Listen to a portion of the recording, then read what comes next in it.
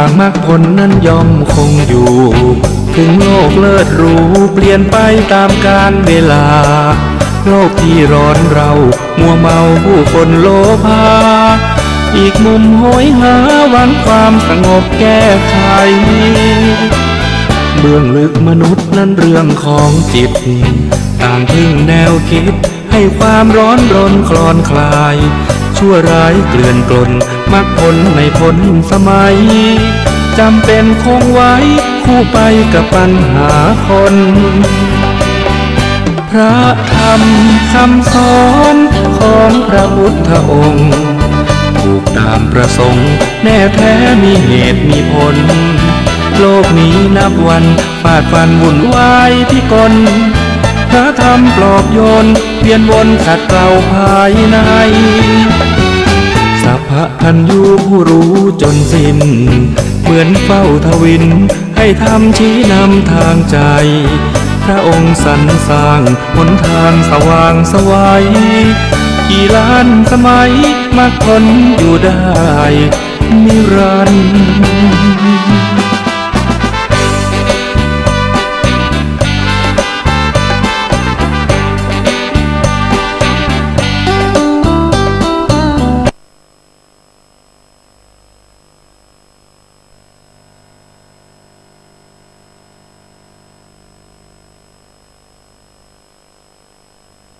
ราชา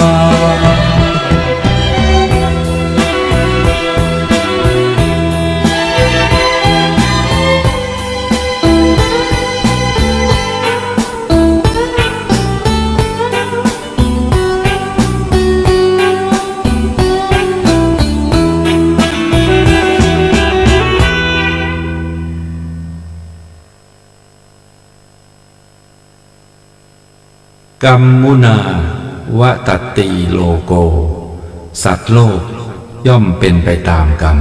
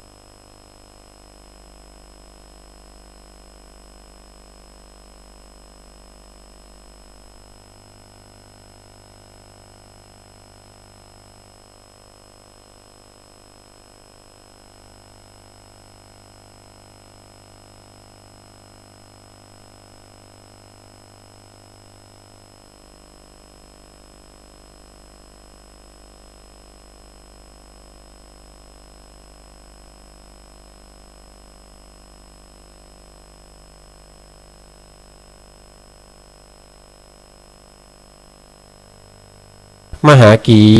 มหากียาก็จะเป็นมโนวิญญาณธาตุนะครับก็ได้มาสองพอได้มาสองนี่ยังขาดอีกหนึ่งก็คือธรรมธาตุนะธรรมธาตุคืออะไรธรรมธาตุก็คือได้แก่สุขุมรูป16นะครับอันนี้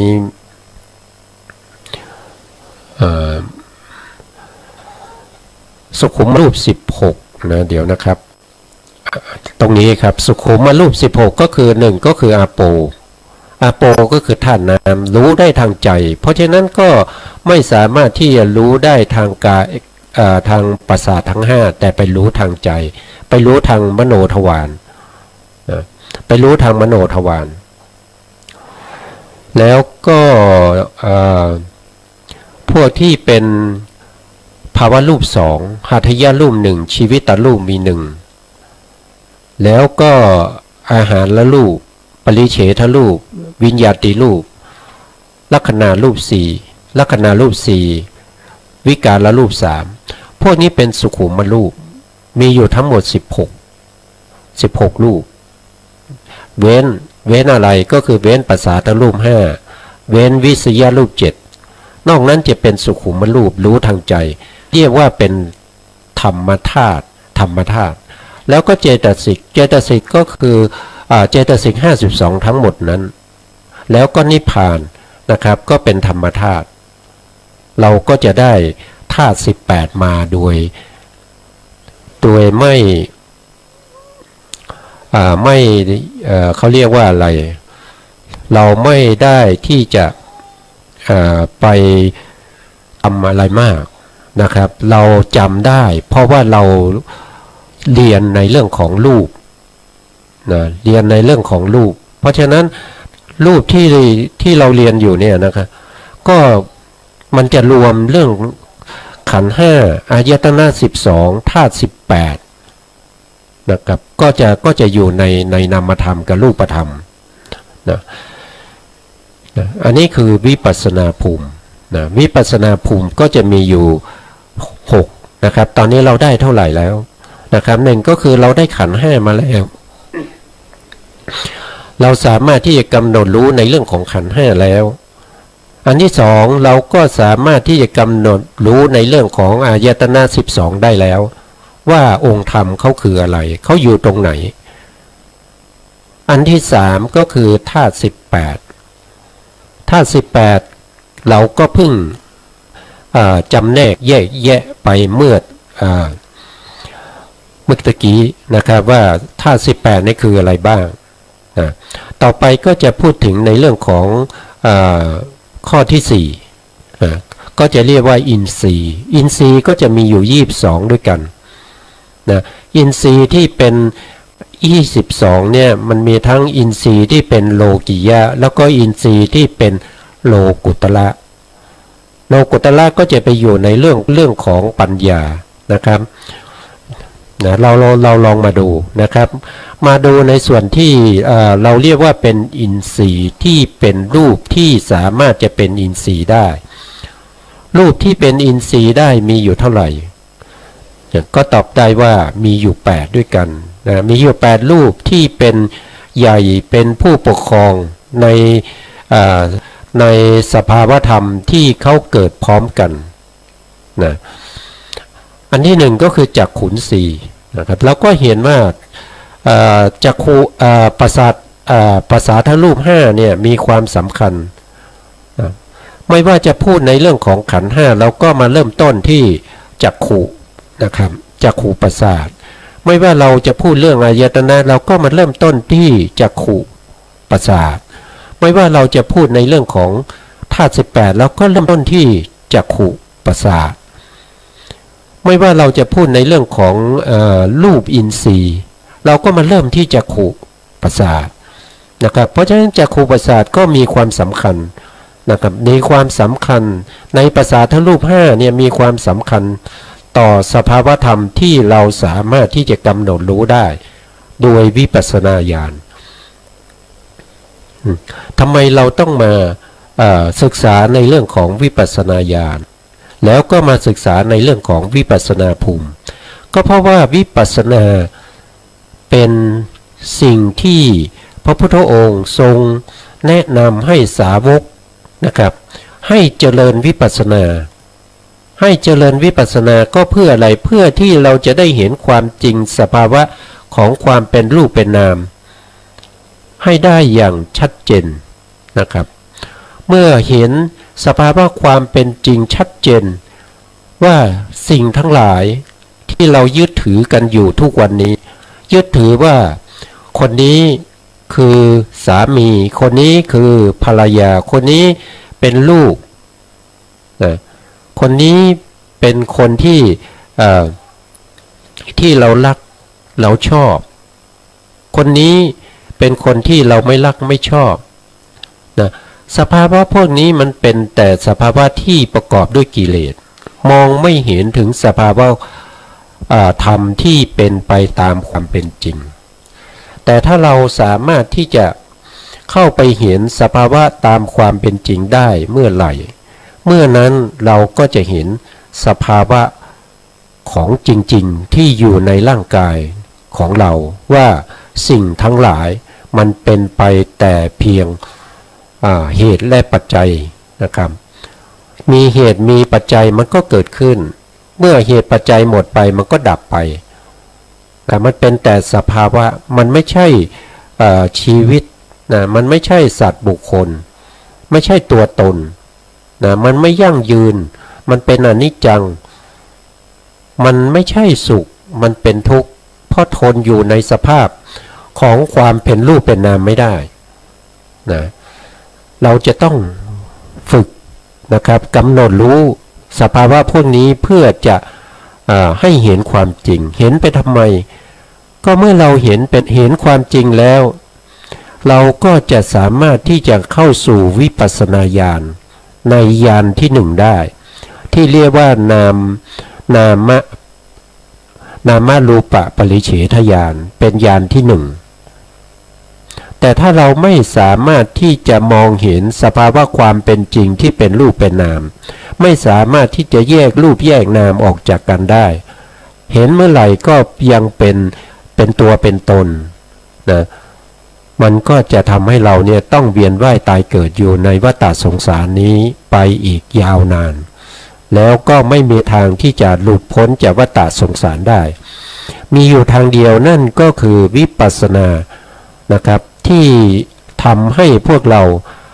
ได้เห็นสภาวะของความเป็นจริงของรูปของนามสามารถเข้าถึงวิปัสสนาญาณได้สามารถที่จะได้มรรคไม่ได้ผลได้เห็นนิพพานหลุดพ้นจากวัฏสงสารได้ก็เพราะว่าวิปัสสนา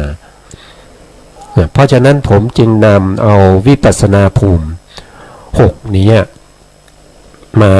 เสนอแนะนำให้ท่านผู้ฟังและผู้ชมได้รู้จักแล้วก็สามารถที่จะรู้ว่าอะไรคือขันธ์อะไรคือรูปขันธ์นะอะไรคือเวทนาขันธ์อะไรคือสัญญาขันธ์อะไรคือสังขารขันธ์อะไรคือวิญญาณขันธ์นะอายตนะ12ได้แก่อะไรนะธาตุ18ได้แก่อะไรอินทรีย์22ได้แก่อะไรนะครับอินทรีย์22ที่เป็นรูปมีอยู่ทั้งหมดอยู่8รูปด้วยกันนะครับอันที่1เนี่ยก็คือจักขุนสีก็คือจักขูประสาทนั่นเองนะครับก็มาเริ่มที่จักขูประสาทอีกแล้วนะครับนะอันที่2อินทรีย์ที่2ก็คือโสตินทรีย์โสตินทรีย์ก็คืออะไรก็คือประสาทหูแต่ประสาทหูนี้ได้เป็นอินทรีย์เป็นใหญ่เป็นผู้ปกครองในการได้ยินนะครับเขาเป็นใหญ่นะเขาเป็นใหญ่ในการที่จะได้ยินเสียงถ้าไม่มีโสตินทรีย์เสร็จแล้วเสียงก็จะไม่มีเสียงไม่ใช่ไม่มีคือเราจะไม่ได้ยินนะไม่ได้ยินเสียงนะเพราะฉะนั้นเขาจึงเป็นใหญ่จึงได้ชื่อว่าเป็นอินทรีย์เป็นโสตินทรีย์คานินทรีย์ก็เป็นใหญ่เป็นผู้ปกครองในการรู้กลิ่นนะถ้าไม่มีคานินทรีย์นะครับกลิ่นทั้งหลายเราก็ไม่สามารถที่จะดมได้เราไม่สามารถจะรู้กลิ่นได้นะเพราะว่าเขาเป็นใหญ่นะครับในการรู้กลิ่นเขาจึงได้ชื่อว่าอินทรีย์จึงเป็นคานินทรีย์ นะต่อไปก็คือชิวหินสีชิวหินสีก็คือเป็นใหญ่เป็นผู้ปกครองในการรู้ลดนะครับรู้ลดถ้าไม่มีชิวหินสีเราก็ไม่สามารถที่จะรู้ลดได้เวลาทานอาหารก็จะไม่สามารถที่จะรู้ว่าเค็มนะครับไม่สามารถจะรู้ว่าจืดไม่สามารถที่จะรู้ว่ารสเปรี้ยวไม่สามารถที่จะรู้ว่าอร่อยหรือไม่อร่อยนะก็อยู่ที่ชิวหินสีชิวหินสีนี่เป็นอินทรีย์เป็นใหญ่เป็นผู้ปกครองในการรู้รสต่อมาก็คือกายยินทรีย์กายยินทรีย์ก็คือเป็นใหญ่เป็นผู้ปกครองในการรู้ถูกต้องสัมผัสของประสาททางกายถ้าไม่มีกายยินทรีย์เสร็จแล้วนะครับก็เหมือนกับคนที่เขาเป็นอัมพฤกษ์นะครับเคลื่อนไหวร่างกายไม่ได้ไม่รู้สึกถึงการความแข็งความอ่อนความหย่อนความตึงความเย็นความร้อนพวกนี้ไม่สามารถรู้ได้แต่ที่เรายังรู้ได้เพราะว่ากายนี่เขาเป็นอินทรีย์เป็นผู้ปกครองเป็นผู้ที่ทำให้เราเนี่ยสามารถที่จะรู้ถึงความถูกต้องสัมผัสได้นะครับเพราะฉะนั้นรูปที่เป็นอินทรีย์ภาษาทรูป5ภาษาทรูป5จึงเป็นอินทรีย์5นะครับนี่มีความสำคัญนะครับมีความสำคัญมากนะครับแล้วก็จิตทั้งหมดนะครับ121ดวงไม่ว่าจะเป็นอกุศลจิต12นะครับไม่ว่าจะเป็นอเหตุกจิต18ไม่ว่าจะเป็นมหากุศลจิต8หรือว่าไม่ว่าจะเป็น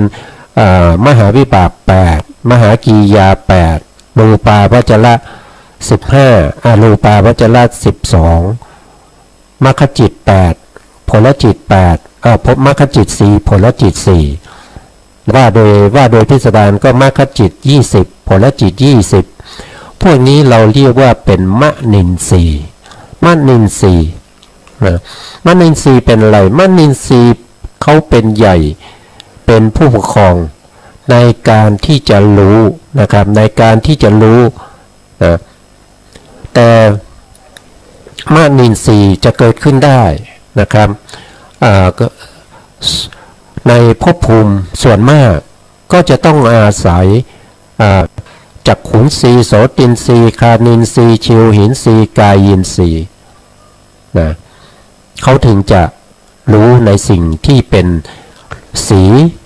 เสียงกลิ่นรสเย็นร้อนอ่อนแข็งหย่อนตึงอันนี้ก็คือเพราะว่าเขาเป็นอินทรีย์เขาเป็นผู้ที่ปกครองในเรื่องของการ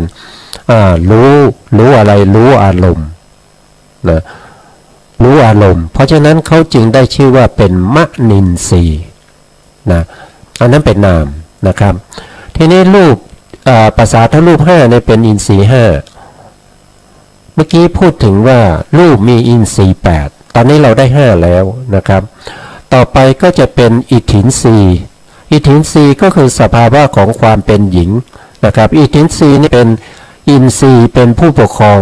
เป็นผู้ใหญ่ในความเป็นผู้หญิงนะครับในความเป็นผู้หญิงเราศึกษามาแล้วว่าคำว่าผู้หญิงเนี่ยไม่ใช่เพศนะครับมันเป็นสภาวะธรรมอย่างหนึ่งที่ส่อให้รู้ว่าเป็นสภาวะของความเป็นหญิงนะครับอันที่6นะครับที่7ต่อไปก็คือปุริสินสีปุริสินสีก็คือสภาวะของความเป็นชายเป็นใหญ่เป็นผู้ปกครองในความเป็นผู้ชายก็จะได้มา7นะครับต่อไปก็คือชีวิตินทรีย์นะครับชีวิตินทรีย์เนี่ยเป็นใหญ่เป็นผู้ปกครองในการรักษาซึ่งสัมปยุตธรรมที่เกิดพร้อมกับตัวเองเรียกว่าชีวิตินทรีย์ชีวิตินทรีย์นี่มีทั้งที่เป็นรูปและเป็นนามนะครับแต่ในที่นี้เราพูดถึงรูปชีวิตตัดรูปนะครับเป็นชีวิตินทรีย์เพราะฉะนั้นก็จะได้ทั้ง8ครบพอดีนะก็จะมีภาษาทรูป5 แล้วก็ภาวะรูป2ก็เป็น7แล้วก็ชีวิตตรูปอีก1ก็เป็น8นะครับรูปอินทรีย์ก็จะมีอยู่8อย่างแค่นี้เองนะแค่นี้เองนะครับเราก็จะจำนะครับจะจำให้ได้นะเพราะว่าอะไรเพราะว่าเขาเป็นวิปัสสนาภูมิแล้ววิปัสสนาภูมิมีไว้ทำไมวิปัสสนามีไว้วิปัสสนาภูมิมีไว้เพื่อจะเป็นอารมณ์ของวิปัสสนาเป็นไปทำไมก็เป็นไปเพื่อให้ได้รู้ความเป็นจริงในสภาวะของความจริงที่อยู่ในร่างกายของเรานี่เองนะไม่ได้อยู่ที่ไหนนะอยู่ในร่างกายของเรานี่เองอินทรีย์นี้อยู่ในร่างกายนะครับไม่ใช่ว่าเราไปศึกษาไกลตัวก็ศึกษาอยู่ในตัวนี้แหละนะนี่ก็เป็นอินทรีย์ที่เป็นรูปนะอินทรีย์ที่เป็นรูปก็จะมีอยู่8นะครับต่อไ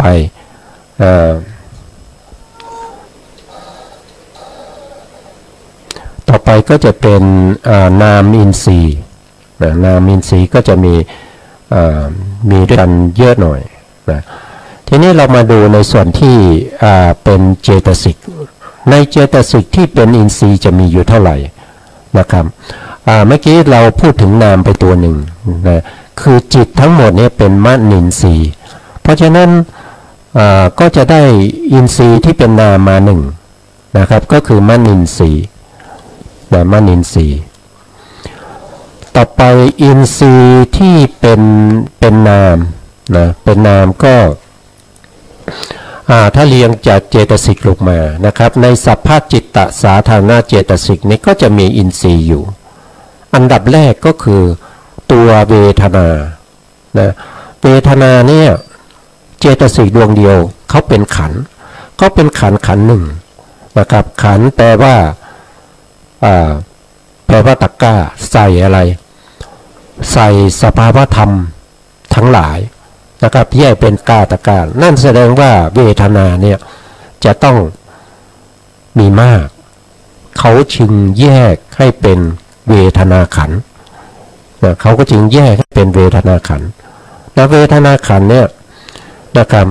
เพราะฉะนั้นเรามาดูว่าเวทนาที่เป็นอินทรีย์นะครับมาดูอินทรีย์เวทนาที่เป็นอินทรีย์นี่มีเท่าไหร่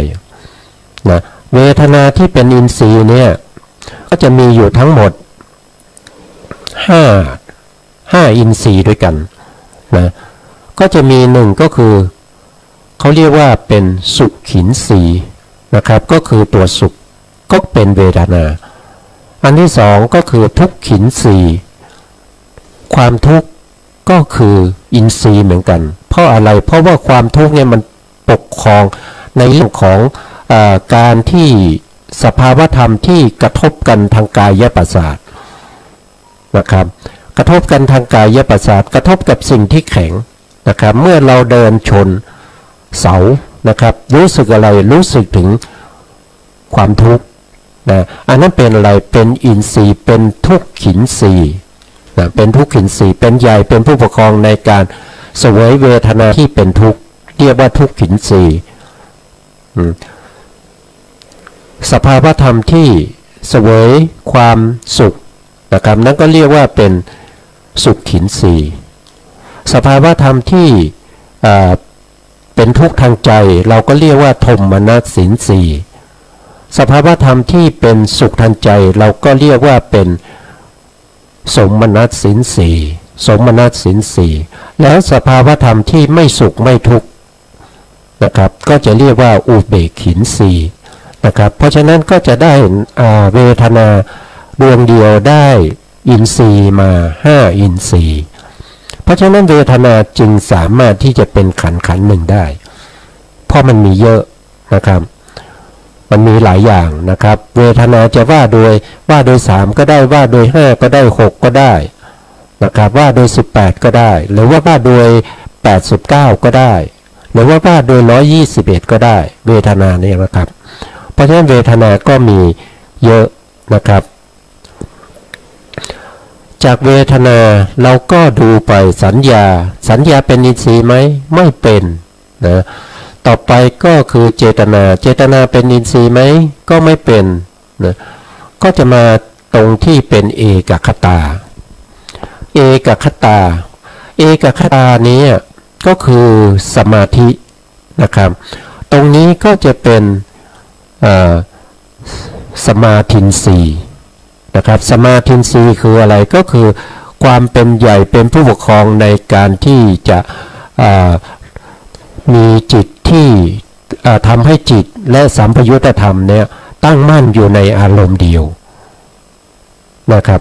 ก็คือเอกคตาหรือสมาธินทรีย์ก็จะได้มาทั้งหมด5 6 7แล้วนะครับต่อไปถัดมาหน่อยนะครับก็เป็นชีวิตินทรีย์ตรงนี้ก็เป็นนามธรรมเป็นเจตสิกดวงหนึ่งแต่เขาเป็นใหญ่เป็นผู้ปกครองในการที่จะรักษาสัมปยุตธรรมที่เกิดพร้อมกับตัวเองคำว่าสัมปยุตธรรมเนี่ยก็คืออะไรก็คือหมายความว่าการที่จิตและเจตสิกประกอบกันอยู่ในดวงเดียวกันสภาวะอย่างนั้นเราเรียกว่าเป็นสัมปยุตประกอบกันได้เรียกว่าสัมปยุตถ้าประกอบกันไม่ได้ก็จะเรียกว่าวิปยุตนะครับเพราะฉะนั้นชีวิตินทรีย์เขาเป็นใหญ่เป็นผู้ปกครองในด้านของการรักษาไว้ซึ่งสัมปยุตธรรมนะเขาจึงได้ชื่อว่าตินทรีย์นะครับก็จะได้เท่าไหร่นะเวทนา5จิต1ก็เป็น6สมาธิ1ก็เป็น7ชีวิตินทรีย์ก็เป็น8นะเป็น8ต่อมาก็คือวิตกเป็นไหมเป็นอินทรีย์หรือเปล่านะครับไม่เป็นนะวิจารเป็นไหมไม่เป็นอธิโมกข์เป็นไหมอธิโมกข์ก็ไม่เป็นแล้วก็มาวิยะเป็นอินทรีย์ไหมวิยะเป็นอินทรีย์นะเป็นวิริยินทรีย์นะเป็นวิริยินทรีย์นะครับเป็นใหญ่เป็นผู้ปกครองในเรื่องของความเพียรในเรื่องอะไรเพียรในเรื่องของการที่จะละอกุศลที่เกิดขึ้นแล้วเพียรที่จะให้กุศลใหม่ๆเกิดขึ้นให้กุศลที่ยังไม่เคยเกิดให้ได้เกิดขึ้นแล้วก็มีความเพียรในการที่จะป้องกันไม่ให้อกุศลเกิดขึ้นมีความเพียรในการที่จะรักษาไว้ซึ่งกุศลที่เกิดขึ้นแล้วนะอันนี้ก็เป็นอินทรีย์นะเป็นอินทรีย์นะต่อไปตัวไหนอีกนะครับโมหะเป็นอินทรีย์ไหมไม่เป็นนะครับไม่เป็นนะครับโลภะไม่เป็นนะครับโทสะนี้เป็นมีเวทนาที่เป็นโทมนัสนะครับแต่ตัวโทสะนี้ไม่ได้เป็นอินทรีย์ทีนามิทะก็ไม่ได้เป็นนะครับวิจิกิจฉาก็ไม่ได้เป็นนะครับต่อไปในส่วนที่เป็นโสภณะเจตสิก25นะครับดวงแรกเลยก็คือศรัทธาก็เป็นอินทรีย์นะครับศรัทธาเป็นอินทรีย์เป็นผู้ปกครองเป็นใหญ่ในการเชื่อปักใจเชื่อในเรื่องของสัจธรรมทั้งหลายนะครับเชื่อในเรื่องของการตรัสรู้ของพระสัมมาสัมพุทธเจ้าเชื่อในเรื่องของกรรมนะเชื่อในเรื่องของกรรมก็คือมีความเชื่อว่าใครทำชั่วก็ได้ชั่วใครทำดีก็ได้ดีนะครับเป็นกรรมสกตาสัมมาทิฏฐิก็คือเป็นตัวศรัทธาที่มีความเชื่อที่มั่นคงในเรื่องของกรรมในเรื่องของการตรัสรู้ของพระสัมมาสัมพุทธเจ้าเชื่อในพระธรรมคำสั่งสอนของพระสัมมาสัมพุทธเจ้าเชื่อว่าพระอริยสงฆ์ที่ปฏิบัติดีปฏิบัติชอบมีจริงนะครับอันนี้ก็เป็นอินทรีย์นะเป็นอินทรีย์ก็เรียกว่าเป็นสัตทินทรีย์ต่อมาสตินี่เป็นอินทรีย์ไหมสติก็เป็นอินทรีย์เรียกว่าสัตตินทรีย์นะครับสัตตินทรีย์นะตัวสติเนี่ยเป็นอินทรีย์ชื่อว่าสัตตินทรีย์นะครับเป็นใหญ่เป็นผู้กำหนดเป็นผู้ที่ไม่หลงไม่ลืมแม้คำพูดที่พูดไว้นานแล้วนะครับไม่หลงไม่ลืมในการงานที่ทำไว้นานแล้วนะครับตึกขึ้นมาได้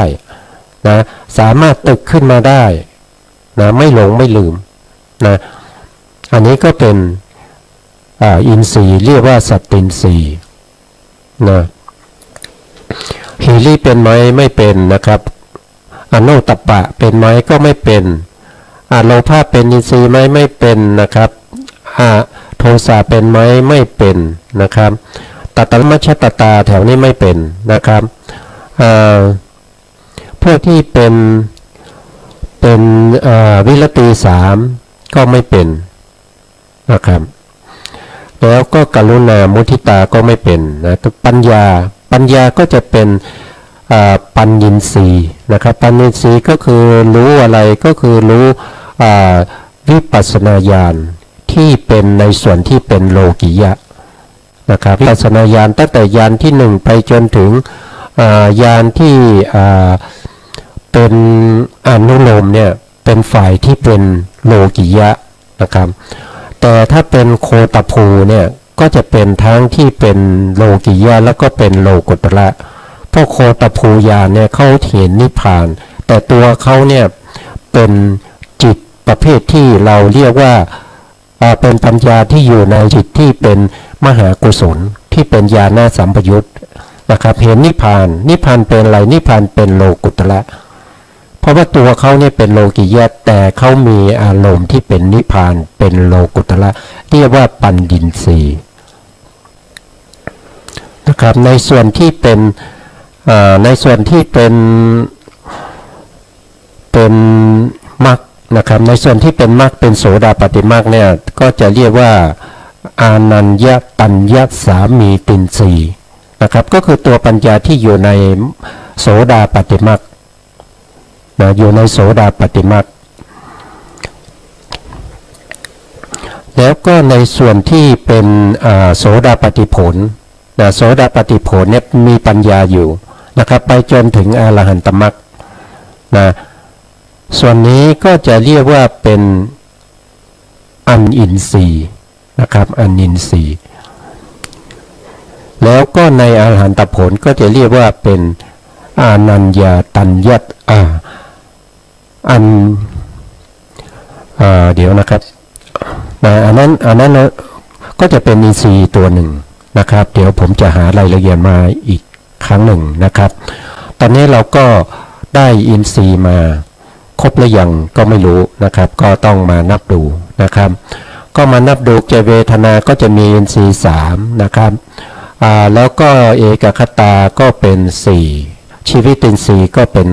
5นะครับแล้วก็วิริยะก็เป็น6นะแล้วก็ศรัทธาก็เป็น7สติก็เป็น8นะครับสติก็เป็น8แล้วในปัญญาก็จะมีอยู่4นะครับมีอยู่4 8ก็เป็นเท่าไหร่8ก็เป็น12บวก1ก็เป็น13นะครับก็จะมีอยู่13จริงแล้วน่าจะได้มากกว่านั้นนะครับทีนี้ก็เดี๋ยวผมเปิดตำรานิดหน่อยนะครับก็จำเรื่องของอินทรีย์นี่เป็นทำไมเราต้องศึกษาก็เพราะว่าอินทรีย์นี่เขาเป็นวิปัสสนาภูมินะครับเป็นวิปัสสนาภูมิเพราะฉะนั้นเราจำเป็นที่จะต้องศึกษานะอินทรีย์ที่เป็นนามนะครับอินทรีย์ที่เป็นนามก็จะมีชีวิตินทรีย์นะครับที่รักษาสัมปยุตธรรมนะครับมนินทรีย์ก็คือได้แก่ตัวจิตนะสุขขินทรีย์นะครับพอดีเวลาจะหมดอีกแล้วนะครับท่านผู้ฟังและผู้ชมนะครับเพราะฉะนั้นก็จำเป็นที่จะต้องอำลาท่านผู้ชมไปก่อนนะครับเพราะว่าเลยเวลามาหลายครั้งแล้วนะครับครั้งนี้ก็จะไม่ให้ผ่านนะครับเพราะฉะนั้นว่าท้ายนี้นะครับขอสัตว์โลกกับขอพระคุณเป็นไปตามพระครูสมุทรวิสุวัตรวรกิจโจผู้อำนวยการสถานีคลื่นพระพุทธศาสนาคลื่นศึกษาพระพุทธศาสนาและวัฒนธรรมวัดไฟครับอำเภอตำบลสุเทพอำเภอเมืองจังหวัดเชียงรายแล้วก็ขอขอบคุณท่านผู้ฟังและผู้ชมทุกท่านที่ ที่ติดตามในรายการพระไตรปิฎกลอยฟ้าในเนื้อหาภาพที่ทำสุดท้ายนี้ต้องลาไปก่อนครับแล้วพบกันใหม่ครับ